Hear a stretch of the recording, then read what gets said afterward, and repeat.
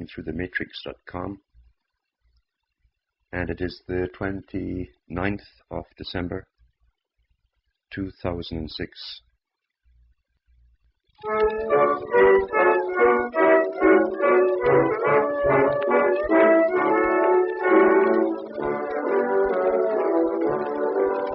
I wonder why that everybody is always choosing me to tell things to and sell things to and give their sympathy. You've heard what they have from a folks. Well, that ain't 1, 2, 3 with the gold bricks and the fish tails that they try to hand to me. Well, I may be crazy, but I ain't no fool. 1 and 1 is always 2. That's what I learned in school. Now I have known for many a year you mustn't believe everything you hear. Well, I may be crazy, but I ain't no fool. I fell in love once with a gal, and to her my heart was true. I had a rival, and he swore that he loved Lulu too. So Lou advised us both to jump from off the bridge next day, and the one that got back to her first, he was married right away.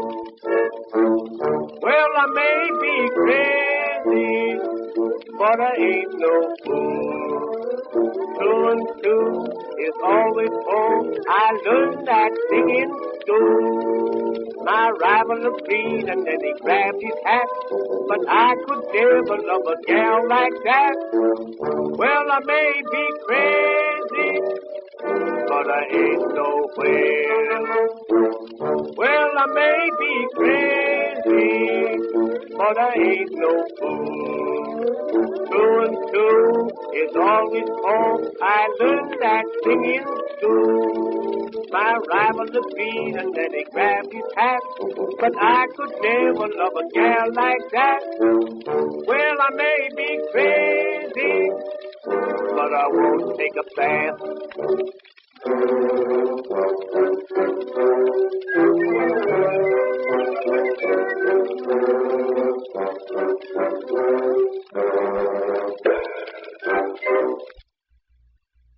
And we're in the last leg of the race for the end of the old year and coming into the new.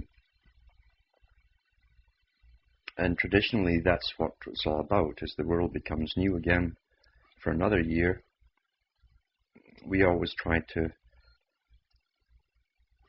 reflect on ourselves and what's happened in that year and how we can improve ourselves for the next year. A time of reflection. There are people we meet during the year. Some stay friends for life, others disappear. People are born, people die. And our whole journey through life is the same pretty well in that respect for everyone. We go through the same conditions with meeting people for friends, acquaintances, losing touch with them.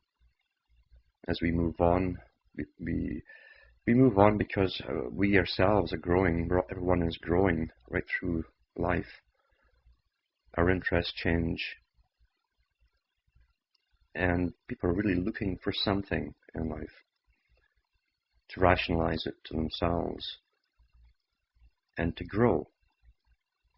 We're always yearning for something. Most never figure it out.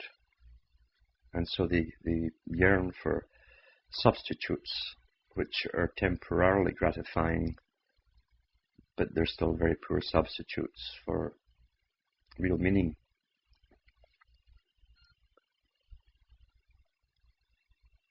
Tonight I'm going to read a little bit from Carl Gustav Jung's book called The Undiscovered Self.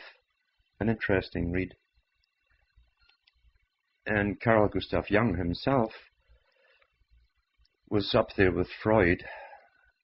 Personally, I think he was a little bit better than Freud. Jung's father was he was the highest Mason in Switzerland. And Jung himself was brought up in Masonic traditions and Rosicrucian. However, he was brought up in a mystic family, the mystic types, where his mother, he claimed, would be almost possessed in the evenings with something which came over her. He himself experienced phenomena. It's what people would sometimes call poltergeist type phenomena. And he had teamed up with Freud, and the split came when Freud demanded of him to make sex the driving motivation in people's lives. The sexual drive, libido. Jung could not agree with this because he knew there was something beyond the purely physical, bodily, sexual drive.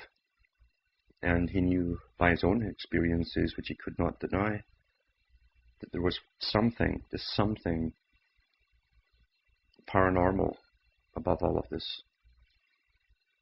And when I talk about these subjects, that's a paranormal, supernormal type of thing, I'm not giving any applause to the New Age group who pay their money and hope to have experiences.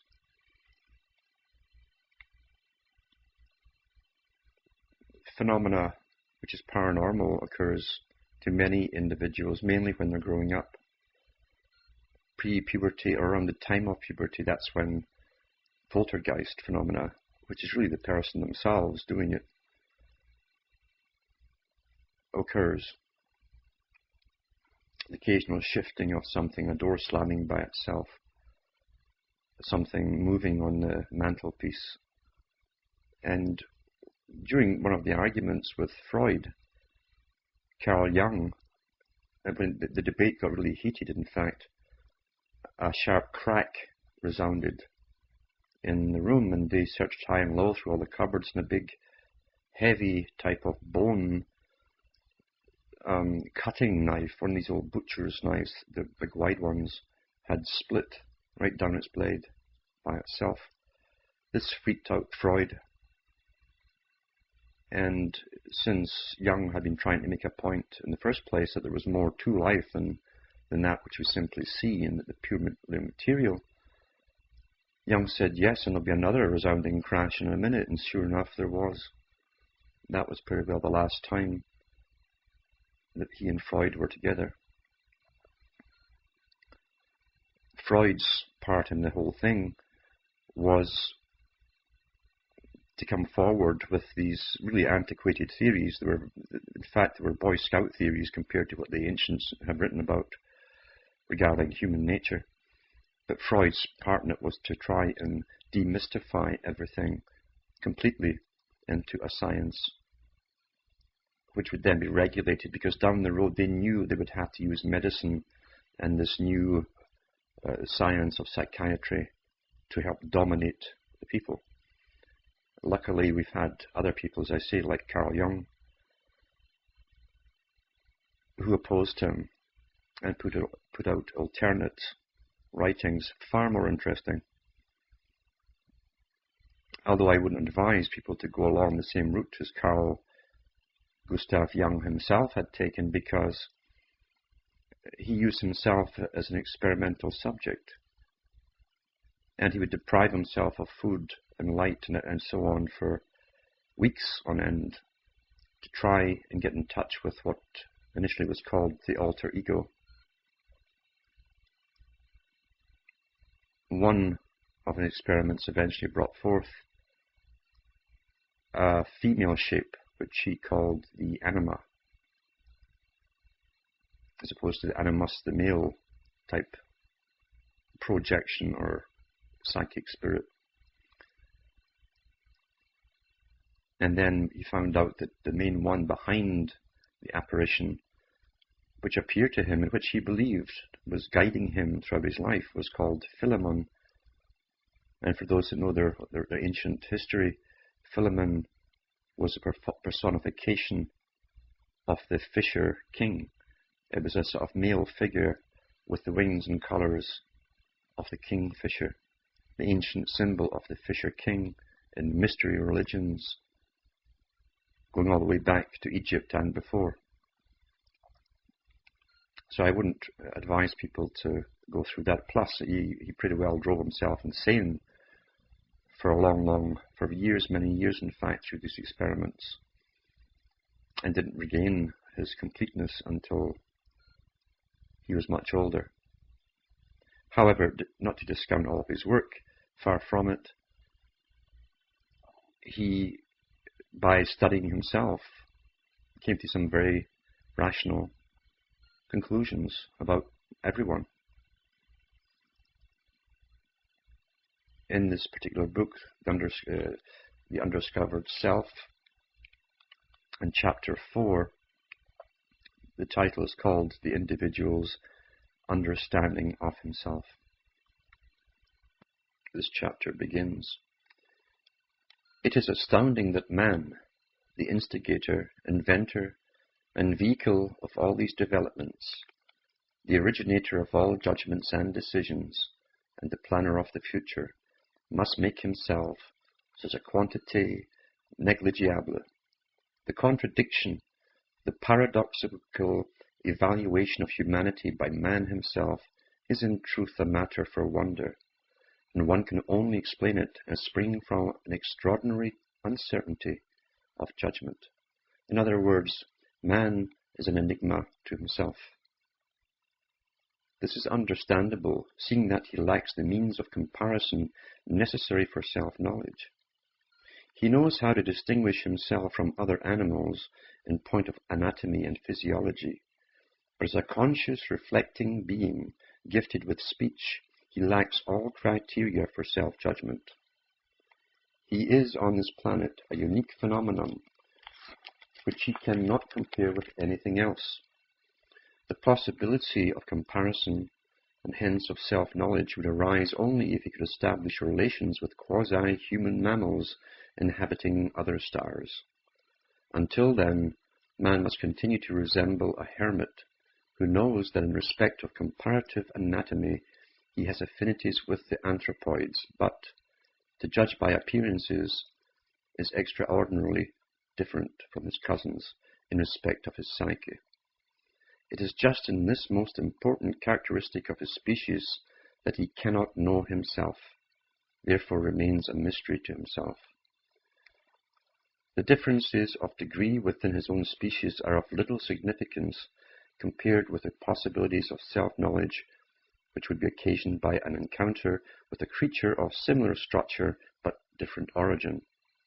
Our psyche, which is primarily responsible for all the historical changes wrought by the hand of man on the face of this planet, remains an insoluble puzzle and an incomprehensible wonder, an object of abiding perplexity, a feature it shares with all nature's secrets. In regard to the latter, we still have hope of making more discoveries and finding answers to the most difficult questions. But in regard to the psyche and psychology, there seems to be a curious hesitancy. Not only is it the youngest of the empirical sciences, but it has great difficulty in getting anywhere near its proper object. In the same way that our misconception of the solar system had to be freed from prejudice by Copernicus, the most strenuous efforts of a well-nigh revolutionary nature were needed to free psychology, first from the spell of mythological ideas, and then from the prejudice that the psyche is, on the one hand, a mere epiphenomenon of a biochemical process in the brain, or on the other hand, a wholly unapproachable and recondite matter. The connection with the brain does not in itself prove that the psyche is an epiphenomenon, a secondary function causally dependent on biochemical processes. Nevertheless, we know only too well how much the psychic function can be disturbed by verifiable processes in the brain. and this fact is so impressive that the subsidiary nature of the psyche seems an almost unavoidable inference. The phenomena of parapsychology, however, warns us to be careful, for they point to the relativization of space and time through psychic factors which cast doubt on our naive and over-hasty explanation of the parallels between the psychic and the physical. For the sake of this explanation, people deny the findings of parapsychology outright, either for philosophical reasons or from intellectual laziness. This can hardly be considered a scientifically responsible attitude, even though it is a popular way out of a quite extraordinary intellectual difficulty. To access the psychic phenomenon, we have to take accounts of all the other phenomena that come with it, and accordingly we can no longer practice any psychology that ignores the existence of the unconscious or of parapsychology. The structure and physiology of the brain furnish no explanation of the psychic process. The psyche has a peculiar nature which cannot be reduced to anything else. Like physiology, it represents a relatively self-contained field of experience to which we must attribute a quite special importance because it holds within itself one of the two indispensable conditions for existence as such, namely the phenomena of consciousness.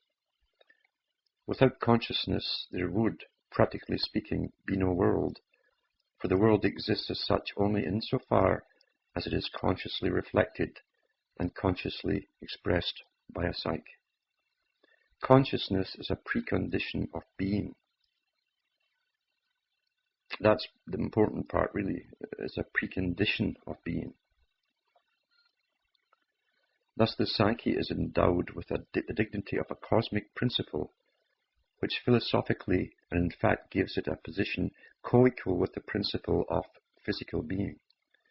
The carrier of this consciousness is the individual, who does not produce the psyche on his own volition, but is, on the contrary, performed by it and nourished by the gradual awakening of consciousness during childhood.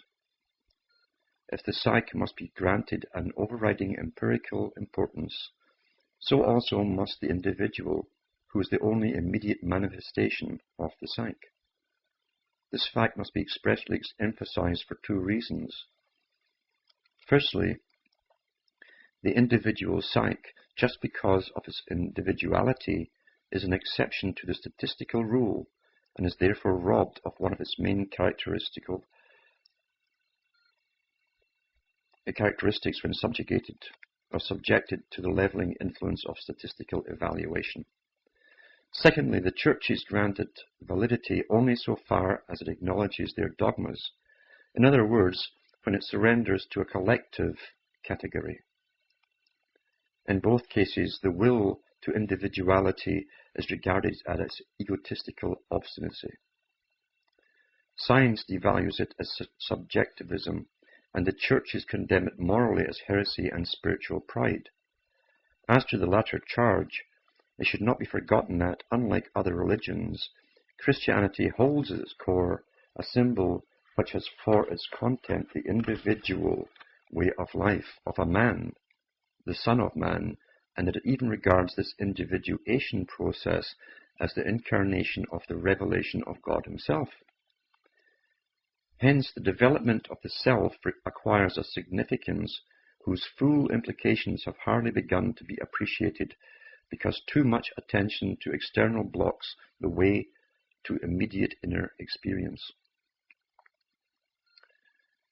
Were not the autonomy of the individual the secret longing of many people, this hard-pressed phenomenon would scarcely be able to survive the collective suppression, either morally or spiritually.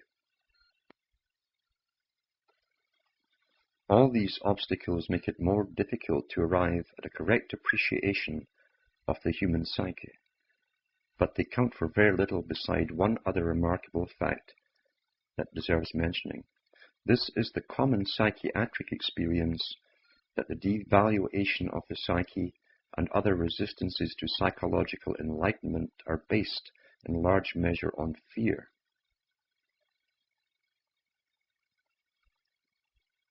On panic fear of the discoveries that might be made in the realm of the unconscious. These fears are found not only among persons who are frightened by the picture Freud painted of the unconscious, they also troubled the originator of psychoanalysis himself, who confessed to me that it was necessary to make a dogma of his sexual theory because this was the sole bulwark of reason against a possible outburst of the black flood of occultism. He's talking about Freud's fear. In these words, Freud was expressing his conviction that the unconscious still harbored many things that might lend themselves to occult interpretations, as in fact the case. These archaic vestiges, or archetypal forms grounded on the instincts and giving expression to them, have a numinous quality that sometimes arouses fear. They are ineradicable, for they represent the ultimate foundations of the psyche itself. They cannot be grasped intellectually, and when one has destroyed one manifestation of them, they reappear in altered form. It is this fear of the unconscious psyche which not only impedes self-knowledge, but is the greatest obstacle to a wider understanding and knowledge of psychology. Often the fear is so great that one dares not admit it even to oneself. Here is a question that every religious person should consider very seriously. He might get an illuminating answer. A scientifically oriented psychology is bound to proceed abstractly. That is, it removes itself just sufficiently far from its object not to lose sight of it altogether. That is why the findings of laboratory psychology are, for all practical purposes, often so remarkably unenlightening and devoid of interest.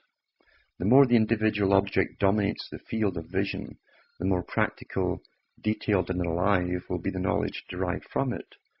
This means that the objects of investigation, too, become more and more complicated, and the uncertainty of individual factors increases proportionally to their number, thus increasing the possibility of error. Understandably enough, academic psychology is scared of this risk and prefers to avoid complex impurity. It has full freedom in the choice of questions it will put to nature. Medical psychology is very far from being in this more or less enviable position. Here the object puts the question and not the experimenter. The doctor is confronted with facts which are not of his choosing, and which he probably never would choose if he were a free agent. It is the sickness or the patient that puts the crucial questions. In other words, nature experiments with the doctor in expecting an answer from him. This uniqueness of the individual and of his situation stares the doctor in the face and demands an answer. His duty as a physician forces him to cope with a situation swarming with uncertainty factors. At first he will apply principles based on general experience, but he will soon realize that principles of this kind do not adequately express the facts and fail to meet the nature of the case. The deeper his understanding penetrates, the more the general principles lose their meaning. But these principles are the foundation of objective knowledge and the yardstick by which it is measured. With the growth of what both patient and doctor feel to be understanding, the situation becomes increasingly subjectified. What was an advantage to begin with threatens to turn into a dangerous disadvantage. Subjectivation, in technical terms, transference and countertransference, creates isolation from the environment, a social limitation which neither party wishes for, but which invariably sets it in when understanding predominates and is no longer balanced by knowledge. As understanding deepens, the further removed it becomes from knowledge. An ideal understanding would ultimately result in each party's unthinkingly going along with the other's experience, a state of uncritical passivity coupled with the most complete subjectivity and lack of social responsibility. Understanding carried to such lengths is in any case impossible, for it would require the virtual identification of two different individuals. Sooner or later, the relationship reaches a point where one partner feels he is being forced to sacrifice his own individuality so that it may be assimilated by that of the other. This inevitable consequence breaks the understanding, for understanding presupposes the integral preservation of the individuality of both partners. It is therefore advisable to carry understanding only to the point where the balance between understanding and knowledge is reached, for understanding at all costs is injurious to both partners.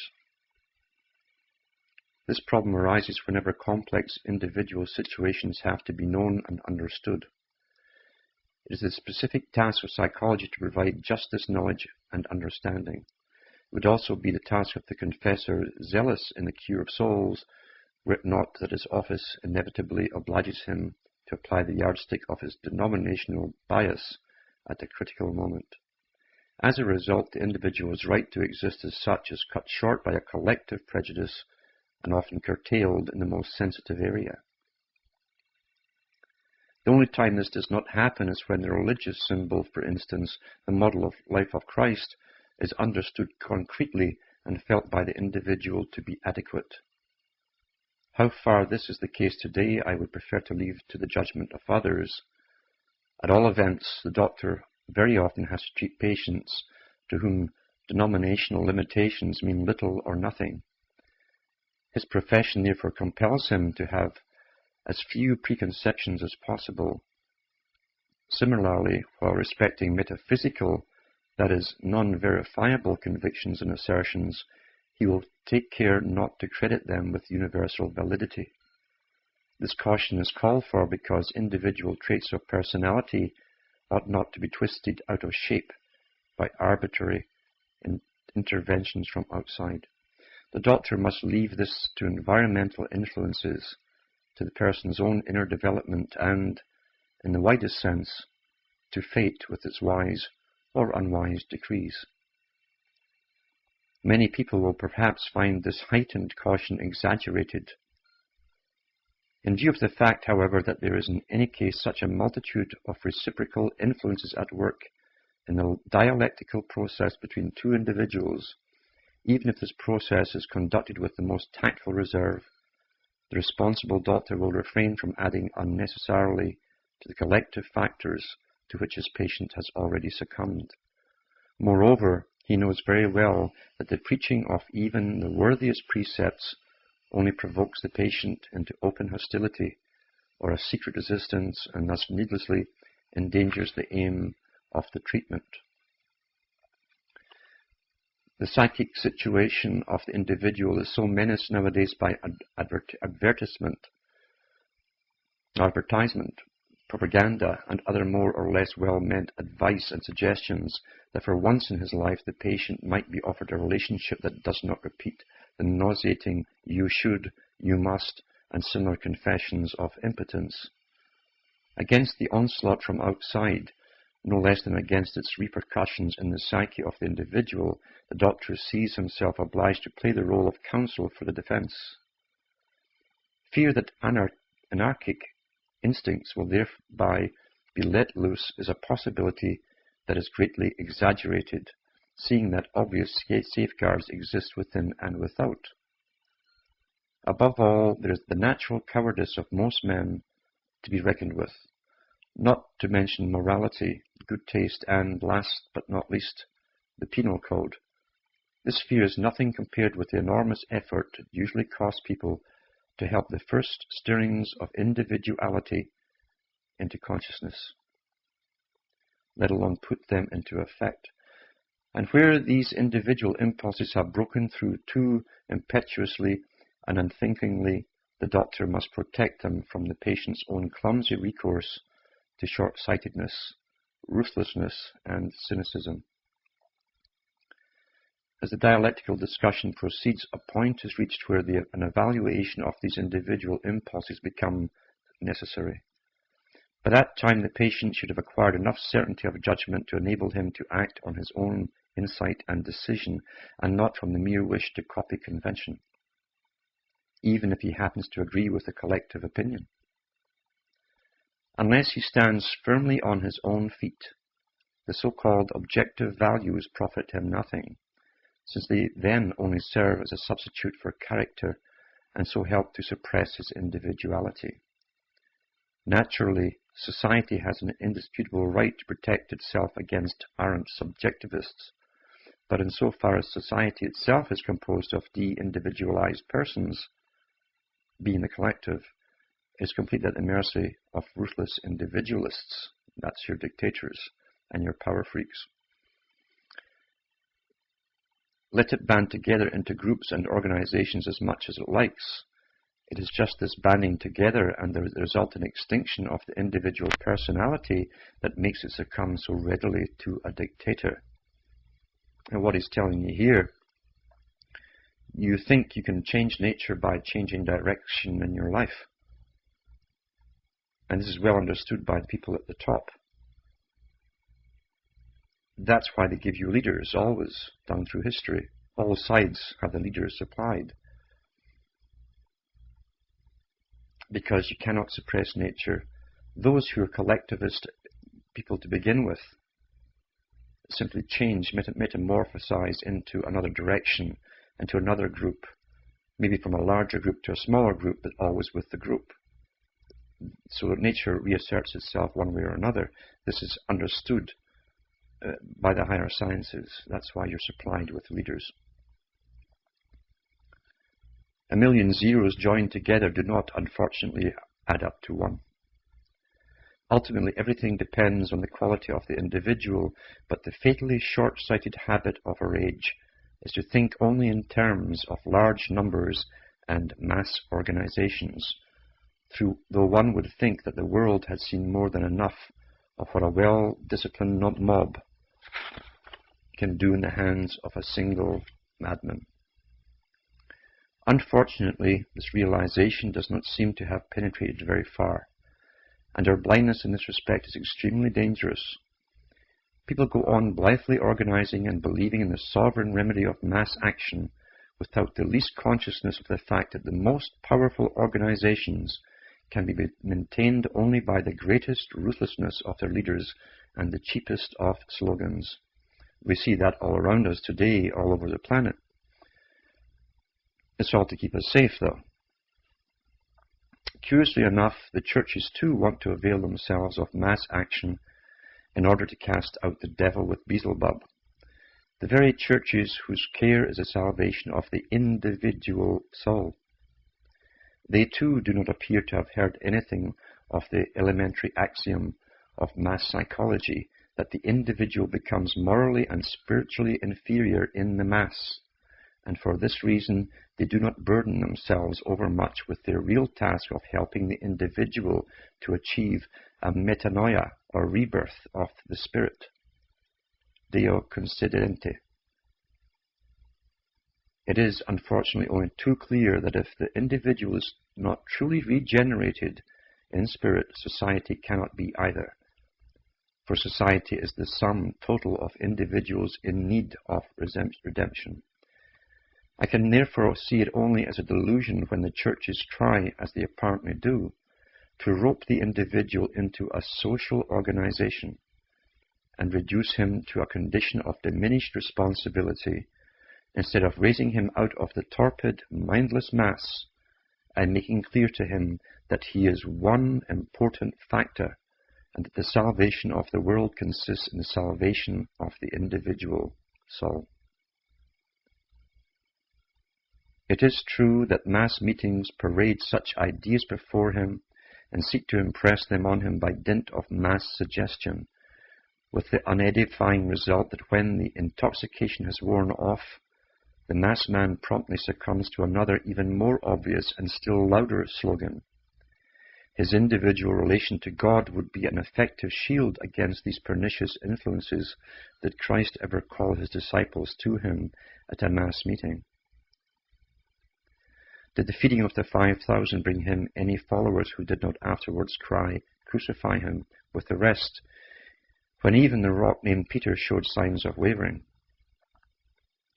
And are not Jesus and Paul prototypes of those who, trusting their inner experiences, have gone their own individual ways, disregarding public opinion?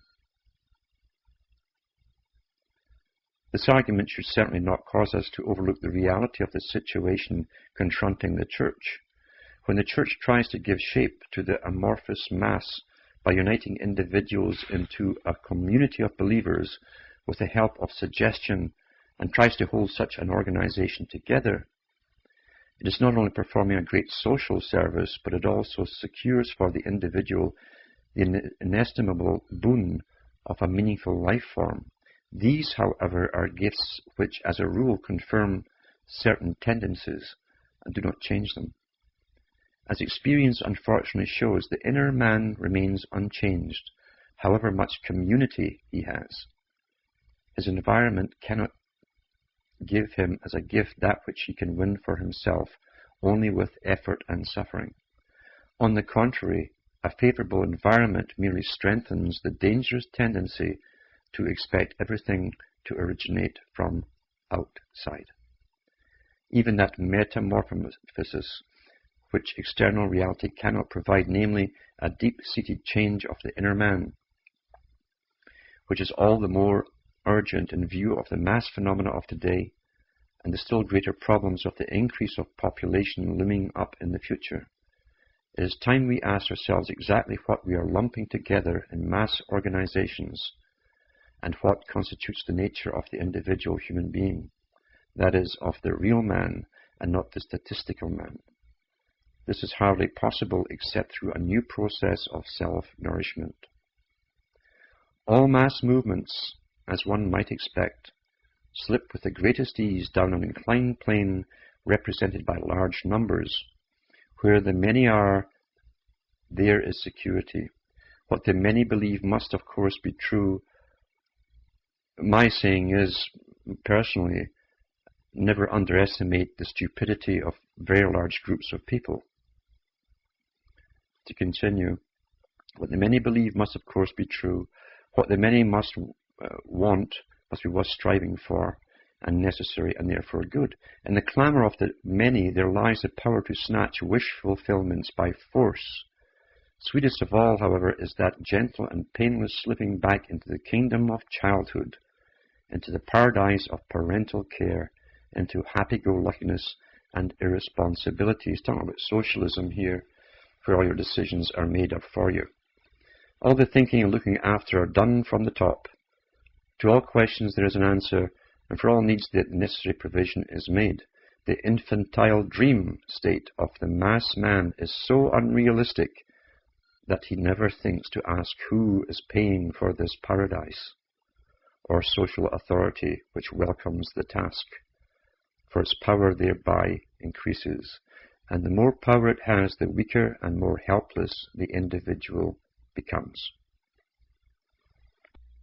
Wherever social conditions of this type develop on a large scale, the road to tyranny lies open, and the freedom of the individual turns into spiritual and physical slavery.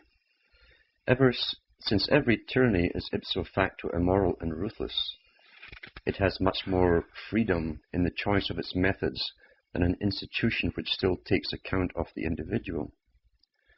Should such an institution come into conflict with the organized state, it is soon made aware of the very real disadvantage of its morality and therefore feels compelled to avail itself of the same methods as its opponent. In this way, the evil spreads almost of necessity, even when direct infection might be avoided. The danger of infection is greater where decisive importance is attached to large numbers and statistical values, as is everywhere the case in our Western world. The suffocating power of the masses is paraded before our eyes in one form or another every day in the newspapers, and the insignificance of the individual is rubbed into him so thoroughly that he loses all hope of making himself heard. The outworn ideals of liberté, égalité, fraternity help him not at all, as he can direct this appeal only to his executioners, the spokesman of the masses. Resistance to the organized mass can be effected only by the man who is as well organized in his individuality as the mass itself. I fully realize that this proposition must sound well nigh unintelligible to the man of today. The helpful medieval view that man is a microcosm, a reflection of the great cosmos in miniature, has long since dropped away from him, although the very existence of his world-embracing and world-conditioning psyche might have taught him better. Not only is the image of the macrocosm imprinted upon him as a psychic being, but he also creates this image for himself on an ever-widening scale. He bears this cosmic correspondence within him by virtue of his reflecting consciousness on the one hand, and on the other, thanks to the hereditary archetypal nature of his instincts which bind him to his environment. But his instincts not only attach him to the macrocosm, they also, in a sense, tear him apart, because his desires pull him in a different direction. In this way he falls into continual conflict with himself, and only very rarely succeeds in giving his life an undivided goal, for which, as a rule, he must pay very dearly by repressing other sides of his nature. One often has to ask oneself in such cases whether this kind of one-sidedness is worth forcing at all, seeing that the natural state of the human psyche consists in a certain jostling together of its components and the contradictoriness of their behavior, that is, in a certain degree of dissociation. Buddhism calls it attachment to the 10,000 things. Such a condition cries out for order and synthesis. Just as the chaotic movements of the crowd, all ending in mutual frustration, are impelled in a definite direction by a dictatorial will, so the individual in his disassociated state needs a directing and ordering principle. Ego consciousness would like to let its own will play this role, but overlooks the existence of powerful unconscious factors which thwart his intentions. If it wants to reach the goal of synthesis, it must first get to know the nature of these factors. It must experience them, or else it must possess a numinous symbol that expresses them and conduces to synthesis. A religious symbol that comprehends and visibly represents what is seeking expression in modern man could probably do this, but our conception of the Christian symbol to date has certainly not been able to do so. On the contrary, that frightful world split right through the domains of the Christian white man, and our Christian outlook in life has proved powerless to prevent the recrudescence of an archaic social order like communism. This is not to say that Christianity is finished. I am, on the contrary, convinced that it is not Christianity, but our conception and interpretation of it that has become antiquated in face of the present world situation. The Christian symbol is a living thing that carries in itself the seeds of further development. It can go on developing. It only depends on us, where we can make up our minds to meditate again and more thoroughly on the Christian premises. Now, Jung, remember, as I say, was born of a very high Freemasonic family, the mystic side of it in Switzerland. And he's well aware that the Christian story has esoteric meanings, and it's reborn down through every age under a different story, but containing the same ideas and principles of rebirth, rejuvenation. And that the whole purpose was for a few to follow, and he knew the light, you see. The sun is the light. But it was never meant to be static, and it became dominated by those in power. And power does corrupt, it corrupts everything. It doesn't matter what creed you belong to or religion you belong to, it's all corrupted. They've been there too long, every single one of them. The ideas that are written down by priests or rabbis become fixed as laws, instead of staying as ideas which are developed further and further. until you're bogged down. It becomes solid. It doesn't move anymore. And then it becomes antiquated, and that's why they all die at the end of an age and need something to be reborn, something that is new for that age. So Young was well aware of this. He didn't want to ruffle feathers, so by going into it in this kind of depth. This requires a very different attitude towards the individual, towards the microcosm of the self, from the one we have had hitherto.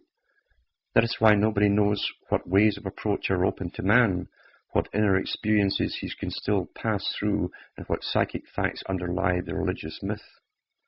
Over this hangs so universal a darkness that no one can see why he should be interested, or to what end he could commit himself. Before this problem we stand helpless.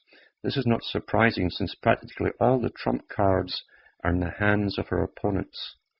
They can appeal to the big battalions and their crushing power.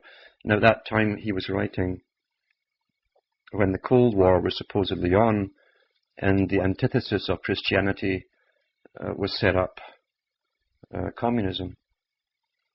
But on a deeper level, communism sprung from the same source, in a sense, since the Son of God is always represented as the sun crossing the sky, giving his light and life for the world, and turning red at sundown. That's the blood being poured out,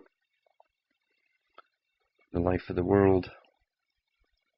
The communist idea was the same, because the hammer and sickle were also old occultic symbols. The sickle is also the symbol of Saturn. Saturn is also called Kronos in the Greek. And between the horns you'll see a little star, not quite dead center, a little bit north, in the communist flag. And Kronos, or Saturn, was the one who was a scythe wielder. He used the scythe to cut the ties between ages. That's why he always arose at the end of the age, to cut the ties of the old age into the new. It's highly occultic. It was not, as they pretended at the top, an atheistic organization. Far, far from it. Their symbols were all highly Kabbalistic, very occultic, and there was a religion at the top, and they were the Reds. They were the red square, which was really in opposition to the Blue Lodge, because every lodge must, in a sense, compete with each other to bring the great work about. They must create conflict, in other words. So get back to this book here. This is not surprising, since practically all the trump cards are in the hands of our opponents. They can appeal to the big battalions and their crushing power. Politics, science, and technology stand ranged on their side. The imposing arguments of science represent the highest degree of intellectual certainty yet achieved by the mind of man. So at least it seems to the man of today, who has received hundreds or hundredfold enlightenment concerning the backwardness and darkness of past ages and their superstitions, that his teachers have themselves gone seriously astray by making false comparisons between incommensurable factors, never enters his head. All the more so as the intellectual elite to whom he puts his questions are almost unanimously I've got trouble with my mouth because it doesn't keep up with my reading. Agreed that what science regards as impossible today was impossible at all other times as well. Above all, the facts of faith, which might give him the chance of an extra-mundane standpoint, are treated in the same context as the facts of science. Thus, when the individual questions the churches and their spokesmen, to whom is entrusted the cure of souls, he is informed that membership in a creed, a decidedly worldly institution, is more or less de rigueur for religious belief, that the facts of faith which have become questionable for him were concrete historical events, that certain ritual actions produce miraculous effects, and that the sufferings of Christ have vicariously saved him from sin and its consequences, that is, eternal damnation. If, with the limited means at his disposal, he begins to reflect on these things, he will have to confess that he does not understand them at all, and that only two possibilities are open to him, either to believe implicitly or to reject such statements because they are flatly incomprehensible. Whereas the man of today can easily think about and understand all the truths dished out to him by the state, his understanding of religion is made considerably more difficult owing to the lack of explanations. "Do you understand what you are reading?" And he said, "How can I, unless someone guides me?" That was Acts chapter 8, verse 30. If, despite this, he has still not discarded all his religious convictions, this is because the religious impulse rests on an instinctive basis and is therefore a specifically human function. You can take away a man's gods, but only to give him others in return. And that's true. This is what they understand at the top. And they give you them. The leaders of the mass state cannot avoid being deified, and wherever crudities of this kind have not yet been put over by force, obsessive factors arise in their stead, charged with demonic energy, for instance, money, work, political influence, and so forth. When any natural human function gets lost, that is, denied conscious and intentional expression, a general disturbance results. Hence, it is quite natural that with the triumph of the goddess of reason, and the goddess of reason was held up and pulled into the Notre Dame Cathedral during the French Revolution, a general neuroticizing of modern man should set in, a disassociation of personality analogous to the splitting of the world today by the Iron Curtain. This boundary line bristling with barbed wire runs through the psyche of modern man, no matter on which side he lives, and just as the typical neurotic is unconscious of his shadow side, so the normal individual, like the neurotic, sees his shadow in his neighbour, or in the man beyond the great divide. We project it onto other people. It has even become a political and social duty to apostrophize the capitalism of the one and the communism of the other as the very devil, so as to fascinate the outward eye and prevent it from looking at the individual life within. But just as a neurotic, despite unconsciousness of his other side, has a dim premonition that all is not well with his psychic economy, so Western man has developed an instinctive interest in his psyche and in psychology. Thus it is that the doctor is summoned willy-nilly to appear on the world stage, and questions are addressed to him which primarily concern the most intimate and hidden life of the individual, but which in the last analysis are the direct effects of the zeitgeist. Because of its personal symptomatology, this material is usually considered to be neurotic, and rightly so, since it is made up of an infantile fantasies which ill accord with the content of an adult psyche, and are therefore repressed by our moral judgment insofar they reach the consciousness at all. Most fantasies of this kind do not, in the nature of things, come to consciousness in an infantile form, and it is very improbable, to say the least of it, that they were ever conscious and were consciously repressed. Rather, they seem to have been present always, or at any rate to have arisen unconsciously and to have persisted in this state until the psychologist's intervention enabled them to cross the threshold of consciousness. The activation of unconscious fantasies is a process that occurs when consciousness finds itself in a critical situation. This part here, if you understand it and listen carefully, you'll see it's used by governments on the people, not just by certain parents on their children. Were that not so, the fantasies would be reproduced or produced normally and would then be followed by the usual neurotic disturbances. In reality, fantasies of this kind belong to the world of childhood and give rise to disturbances only when prematurely strengthened by abnormal conditions in the conscious life. This is particularly likely to happen when unfavorable influences emanate from the parents, poisoning the atmosphere and producing conflicts which upset the psychic balance of the child.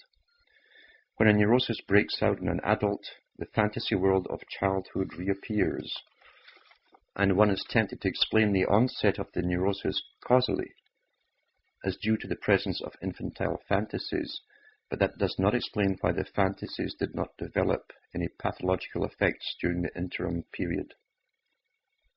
These effects develop only when the individual comes up against a situation he cannot overcome by conscious means. The resultant standstill in the development of personality opens a sluice for infantile fantasies, which of course are latent in everybody, but do not display any activity so long as the conscious personality can continue on its way unimpeded. When the fantasies reach a certain level of intensity, they begin to break through into consciousness and create a conflict situation that becomes perceptible to the patient himself, splitting him into two personalities with different characters. The dissociation, however, has been prepared long before in the unconscious, when the energy flowing off from consciousness, because unused, strengthened the negative qualities of the unconscious personality, and particularly its infantile traits. Now, this was always understood in psychological warfare, this particular science, you see. And Jung doesn't go into that part of it in any great depth in this book, but he's showing that the same techniques are used on the masses, where neurosis, infantile types of neurosis, are encouraged all throughout life. And it's no coincidence that in the 1800s and going into the 1900s, when the elite gave permission for the leaders to start pushing the coming New Age, they gave us all kinds of magic.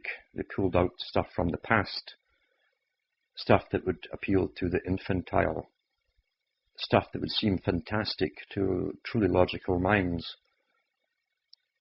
Not that as I say that there's no such thing as paranormal, far from it, but it doesn't happen every day on cue or as a phenomena projected by the masses.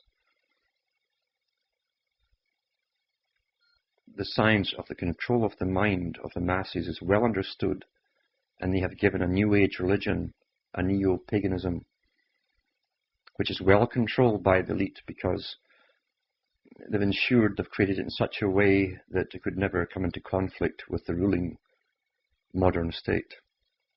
In fact, it's a great outlet for the people to fantasize their lives away forever, and that's the whole point of it. Fantasy comes up to the fore, and it's promoted as the new normal, because these fantasies are harmless to dictatorial type societies. That's why they gave us this one. That's why they gave us the champions of the farcical, who can only sell their wares, the bizarre, the fantastique, mixed up with the sciences of our times, such as the aliens are controlling us, and so on. They've given us those people to be the front people to encourage the fantastic. And many fall for it because they're already neurotic. Very few in the society are actually healthy today. Very few are even truly individuals.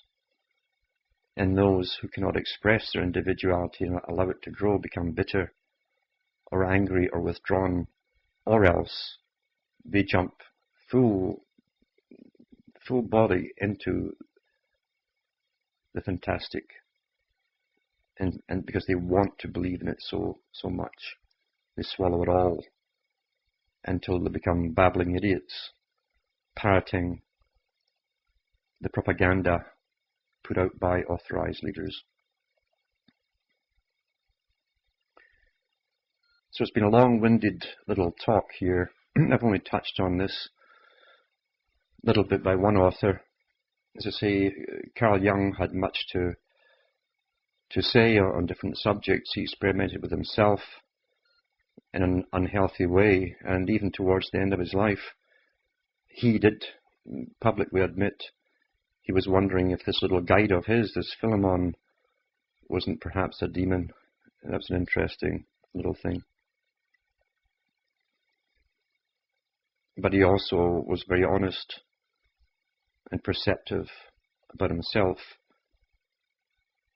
and that gave him the ability to look at the world more critically and what was happening.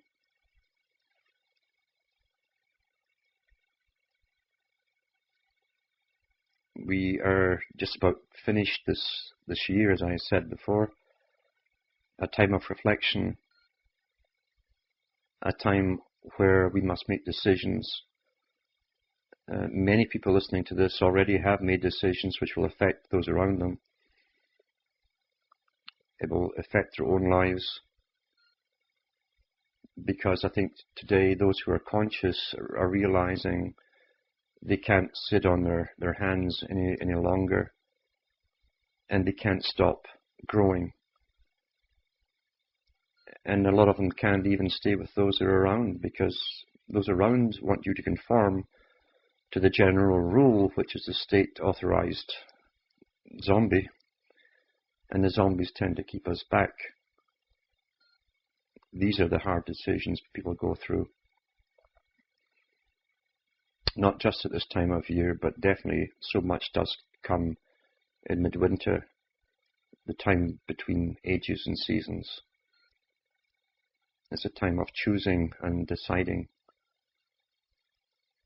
And the worst thing, of course, is to allow decisions to ultimately be made for us, because we always find then it's not the one we would have chosen if we had done so ourselves, or made the choices ourselves.